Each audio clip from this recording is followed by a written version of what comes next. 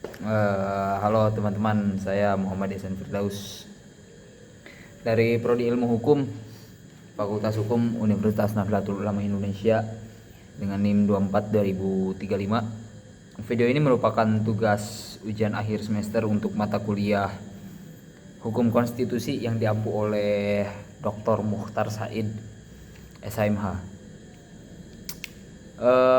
Pada kesempatan ini saya akan mempresentasikan resume sekaligus anotasi kritis terhadap putusan Mahkamah Konstitusi nomor 132 garis miring PUU garis strip 22 garis miring 2024 yang berkaitan dengan pengujian formil Undang-Undang nomor 32 tahun 2004 tentang perubahan atas Undang-Undang nomor 5 tahun 1990 mengenai konservasi sumber daya alam hayati dan ekosistemnya.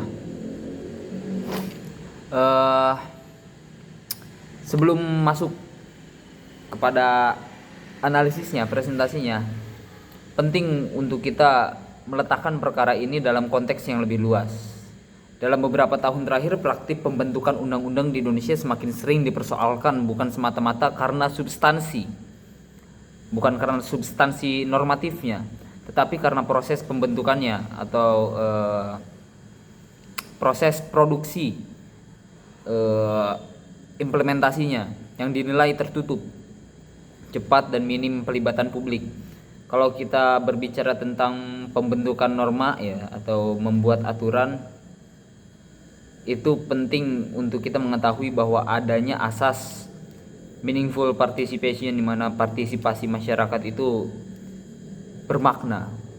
Berbagai undang-undang strategis lahir melalui mekanisme formal yang lengkap tetapi miskin deliberasi demokrasi, sehingga menimbulkan jarak antara hukum yang dibentuk dan masyarakat yang akan diatur olehnya.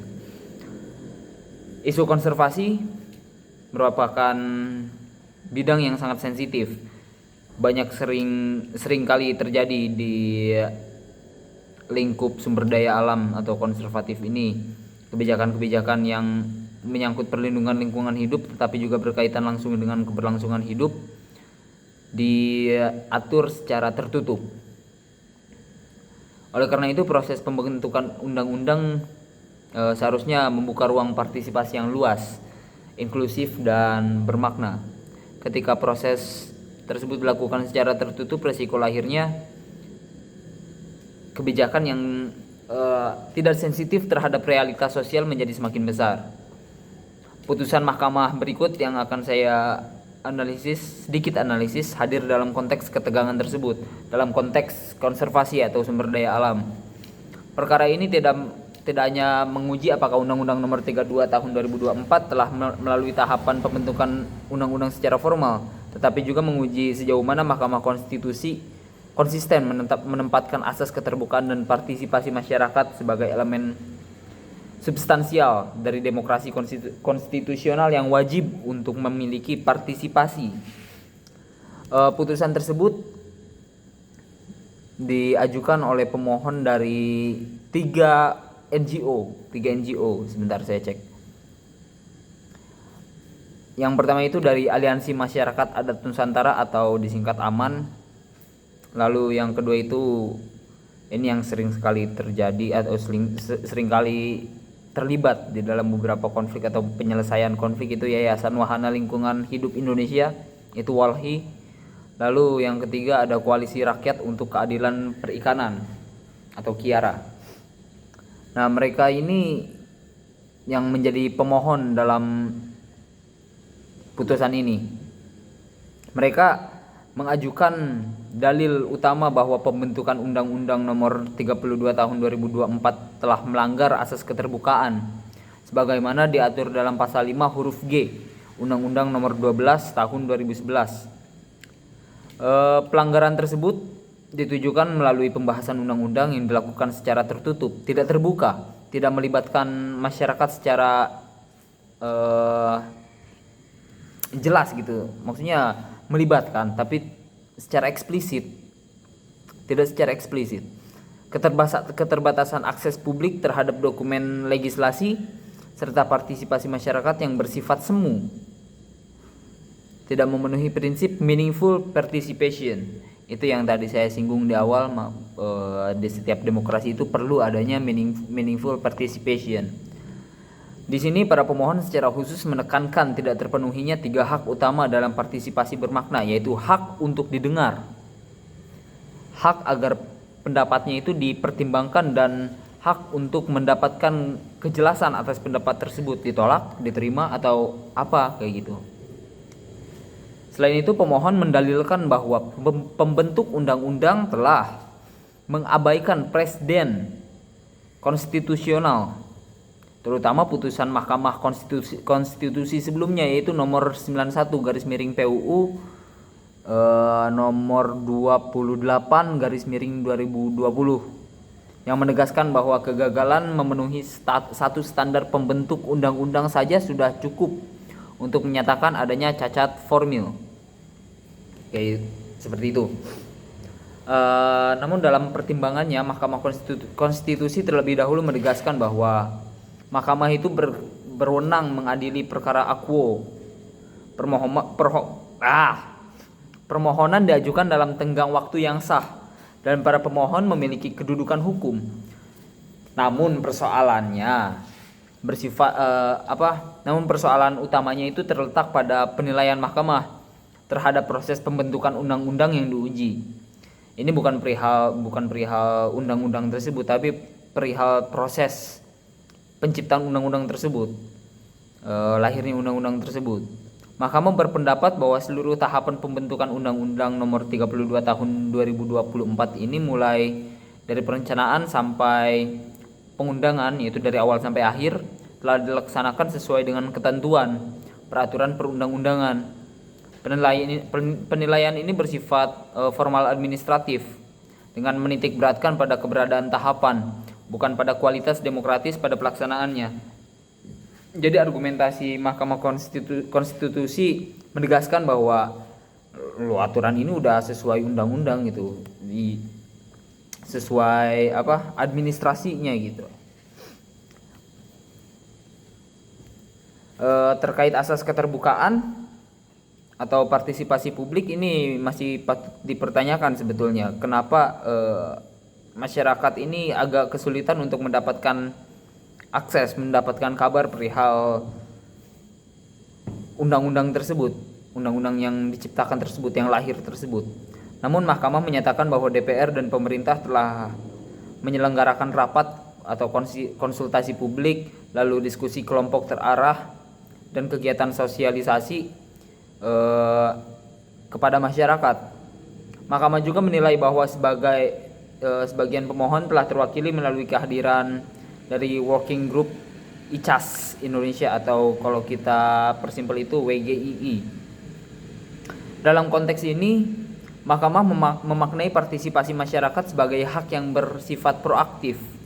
Selama pembentuk undang-undang telah menyediakan akses, maka penggunaan atau tidaknya akses tersebut menjadi tanggung jawab masyarakat. Maksud Mahkamah tuh, kita udah punya aksesnya, kita udah membuka aksesnya, ya udah bebas tuh masyarakat itu mau menggunakan atau enggak, itu tanggung jawab masyarakat. Kalau kita analisis lebih lanjut lagi, putusan ini menimbulkan beberapa persoalan mendasar dari beberapa aspek. Kalau kita bicara perihal aspek filosofis, ya pengujian perundang-undangan ini seharusnya kita didasarkan kepada asas kedaulatan rakyat, pada prinsip kedaulatan rakyat dan demokrasi deliberatif, di mana peran masyarakat itu sangat penting di situ. Pembentukan undang-undang bukan sekedar proses teknis administratif, melainkan proses etis dan politik yang menuntut keterlibatan rasional warga negara dalam menentukan norma yang akan mengikat mereka. Jadi norma yang akan diciptakan ini kan akan mengikat masyarakat, ya masyarakat juga perlu tahu norma seperti apa yang mereka ciptakan ini, kayak gitu. Lalu asas keterbukaan dan partisipasi masyarakat merupakan manifestasi dari pengakuan terhadap martabat warga negara sebagai subjek hukum dan subjek demokrasi. Namun dalam putusan ini, Mahkamah cenderung mereduksi dimensi tersebut dengan menjadikan pemenuhan tahapan prosedural sebagai tolok ukur utama konstitusionalitas formil.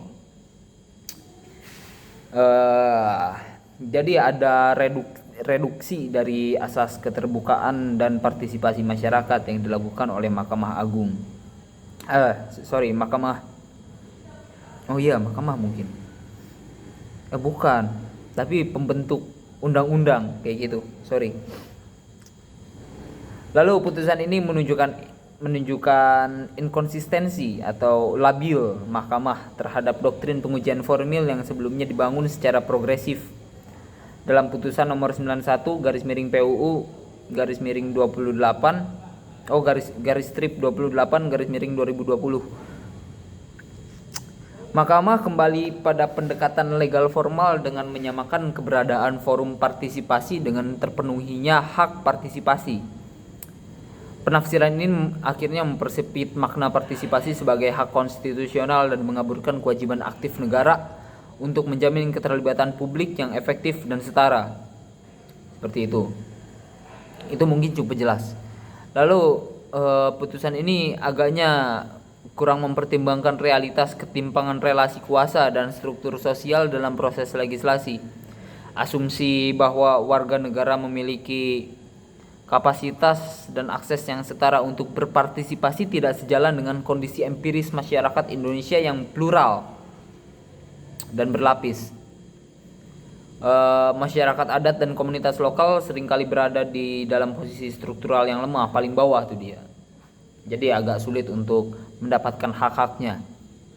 Dengan memindahkan tanggung jawab partisipasi kepada masyarakat, mahkamah secara implisit mengabaikan kewajiban negara untuk melakukan tindakan afirmatif guna menjamin partisipasi yang inklusif. Sebagai kesimpulan, secara keseluruhan putusan Mahkamah Konstitusi nomor 132 garis miring PUU strip 22 garis miring 2024 ini dapat dinilai sebagai kemunduran dalam penguatan prinsip pembentukan undang-undang yang demokratis. Putusan ini pun beresiko mereduksi pengujian formil menjadi sekadar verifikasi administratif, jadi ya formalitas saja, melemahkan konsistensi presiden konstitusional dan mengurangi peran Mahkamah Konstitusi sebagai penjaga demokrasi atau guardian of demokrasi dalam proses legislasi. Oleh karena itu, secara akademik dapat ditegaskan bahwa pengujian formil seharusnya tidak hanya berfungsi sebagai pengendalian prosedural, tetapi juga sebagai instrumen evaluasi etis, normatis, dan sosiologis terhadap proses pembentukan undang-undang. Integrasi ketiga aspek tersebut menjadi syarat penting agar hukum yang dibentuk tidak hanya sah secara formal, tetapi juga legitimate secara demokratis dan adil secara sosial. Mungkin segitu aja pemaparan saya, hasil analisis saya perihal putusan Mahkamah Agung nomor 132 tersebut. Kurang lebih dan salah-salahnya mohon maaf. Terima kasih atas perhatiannya. Wassalamualaikum warahmatullahi wabarakatuh.